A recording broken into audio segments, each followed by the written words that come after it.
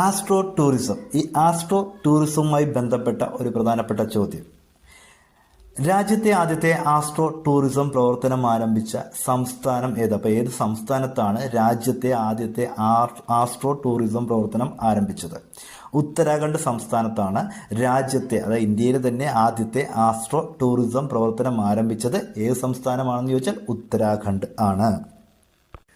P Kesavadev സാഹിത്യ പുരസ്കാരം 2024. 2024 20ാമത് P Kesavadev സാഹിത്യ അവാർഡിന് ആരെയാണ് തിരഞ്ഞെടുത്തത്? അടൂർ ഗോപാലകൃഷ്ണൻ. പ്രശസ്ത മലയാള സിനിമ സംവിധായകനാണ് അടൂർ ഗോപാലകൃഷ്ണൻ. ഇദ്ദേഹത്തിനാണ് 2024 20ാമത് പി കേശവദേവ് സാഹിത്യ അവാർഡിന് തിരഞ്ഞെടുക്കപ്പെട്ട വ്യക്തി.